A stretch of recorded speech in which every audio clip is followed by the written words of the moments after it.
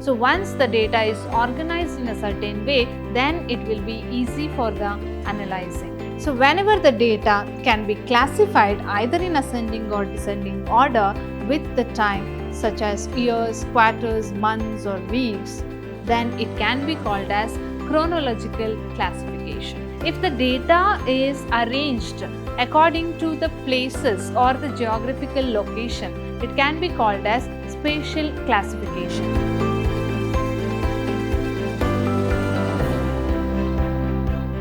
Hello everyone, I am Dr. Nikhilavati S, Faculty of Commerce, Vidhyaashram Pre-University College, the Temple of Excellence, Mysuru. I welcome you all for the sessions on the subject Economics for first PUC. So part A is for Statistics for Economics, and here we are in the third chapter, that is Organization of Data. So in this session, we will be discussing about how to organize a data that is collected. In the previous sessions of statistics, we have learned what is data is all about and how to collect the data, different modes and ways of collecting the data. And here, the next process is to organize the data. So why organizing the data or information is important? To make the reader understand the content. So in order to make them understand, and we should be able to make it in a meaningful way. So a data which is collected by the investigator will be very unorganized and it will be like a raw data. And to make it more meaningful, we have to organize the data in a more meaningful and understanding way. So in this session, we will be learning about what is raw data and how to classify the data. So before organizing the data, we have to classify the data available for us based on certain features. And let us study what are those ways of classifying the data. Moving forward, first let us know about what this chapter is all about.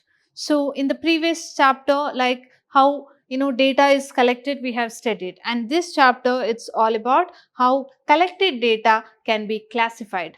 And because the main purpose, as I said, is to bring order for easy statistical analysis. So to make the statistical analysis. For example, we have a kabaddi wala. He is also called as a junk dealer.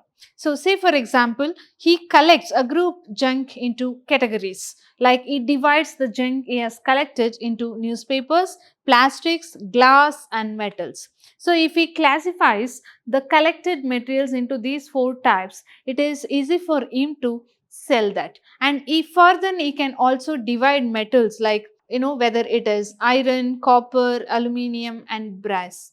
And it will be make him easier to sell those and manage the items. Just like that, we also have to organize the data. For example, books arranged by subject or easy to find specific books, whether history, economics or science, etc. So we have to arrange the school books. So only when they are arranged as per the subject name or the class, it will be easy for us to identify them. And for identification, management as well as proper analysis, we need to classify the data. So let us know what is raw data is all about. So here the raw data is an unclassified data, or raw data are highly disorganized. It is just the data and information that is collected. They are often very large and cumbersome to handle. So it will be very confusing and it will be very ambiguous to handle. So therefore, proper organization and arrangement as well as the presentation of such collected data is very important before any systematic statistical analysis is undertaken. So once the data is organized in a certain way, then it will be easy for the analyzing. So the classification of data is very important. So when it comes to classification of data, basically here the information or the data collected is classified based on certain features, different categories. So in that we have four types of classification in which we can divide or classify the data. Let us see what are those classification. The first one we have is chronological classification. So here under chronological classification, data is classified either in ascending or in descending order with reference to time. So here the data is classified and arranged based on time. So when we say time, it is maybe the seconds, minutes, hours, days, weeks, or fortnight, or a decade, or 10 years, or year-wise, etc. So whenever the data can be classified either in ascending or descending order with the time, such as years, quarters, months, or weeks, then it can be called as chronological classification. So for that, we have one example here, that is, it is the population of India, it's in crores. So here this column represents the year and the other column represents the population in crores. So in 1951, the population of India was 35.7, and after every 10 years, we can see it here as per the population census. So in 1961, India's population was 43.8 crores, and in 1971 it was 54.6, 1981 it is 68.4, 1991 it is 81.8, 2001 we have 102.7, 2011 it is 121.0. So these figures are in crores. So when the data is classified based on the time, here the time is year. So based on the year, we are able to understand how India's population has increased every 10 years. So it is easy to understand whether it is in increasing order or decreasing order. So when it is properly arranged after every 10 years of the census that is conducted, so we are able to understand that India's population was, in 1951 it was 35.7, it was almost increased to 121 crores till 2011. So when the data is arranged properly, it is easy to read. We can say which is the year where the Indian population is highest, which is the lowest, then where it is more than 50%, all that. So this analysis is possible because the data is arranged. So and when the data is arranged according to time like this, years, then it can be called as chronological classification. Next we have is spatial classification. So here spatial means the places. If the data is arranged according to the places or the geographical location, it can be called as spatial classification. So here example we can see, this table shows the yield of wheat for different countries, particularly of the country in 2013, and this information was taken from Indian Agricultural Statistics at a glance of 2015 report. So, as we can see, the first column represents the countries, the second column is yield of wheat.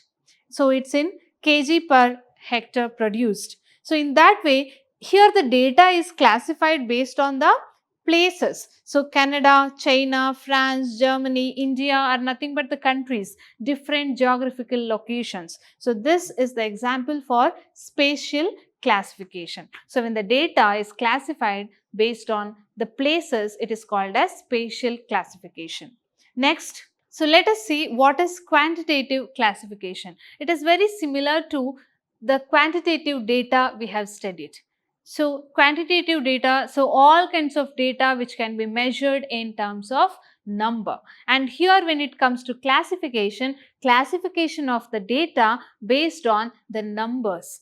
Okay, where we can measure and we can do a frequency distribution and we can measure in numbers, that can be called as quantitative classification. So, here in this example, we are able to see the frequency distribution of marks in mathematics of 100 students. So, we are able to divide the data like the numbers, the marks into 0 to 10, 10 to 20, 20 to 30, 30 to 40 like that. With 10 equal class interval, it's up to 100 we are able to divide, and based on that are able to calculate what is the frequency how many number of students have scored between 50 to 60, 60 to 70, like that. Say for example, when the data is arranged in this quantitative classification, we are able to understand how many people have scored, like in which there are 23 students scoring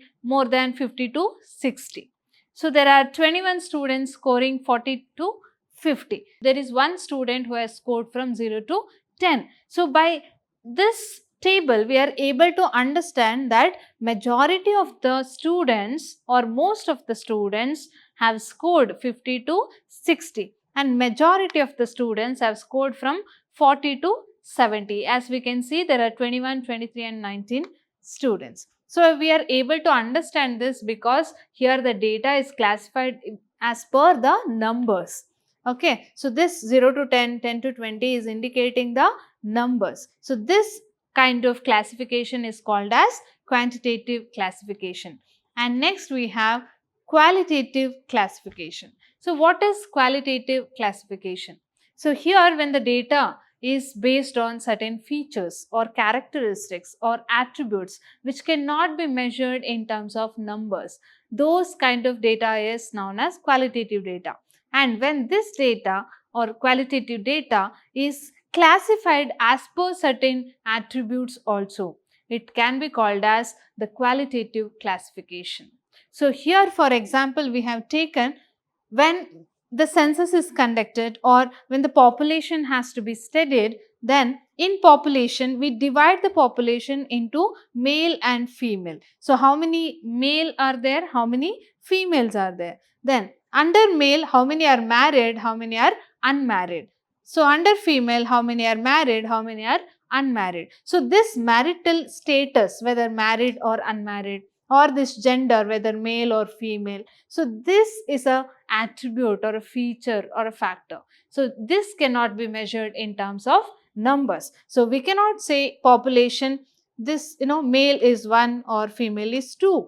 It is either the male or female. And even when we take the example of colors, like 20 people in your class like red color, 20 people or students in your class like blue color. So that color, like whether it is red or blue, it is indicating certain characteristic or a feature or a speciality. It cannot be measured in terms of number. Or when you express your opinion or feeling, like how much you like somebody or something, it is very difficult to give that in percentage. So it's difficult to measure your feelings and emotions in terms of numbers, and these is this kind of classification, like how many people like as a mathematics subject or how many people dislike. If I classify, that kind of classification is known as qualitative classification. So this is an example for qualitative classification. So this was regarding the classification of data. So in the previous sessions, we all have studied the collection of data. In this session, we have understood what is raw data, why we need to organize it, and what are the different classification of data or types of classification we can do while organizing the data. And in the next session, we'll be learning about some of the, the frequency distribution as well as how we can organize the data, the frequency array or tally marking, etc. This was all for today's session. Hope you have understood. Thank you.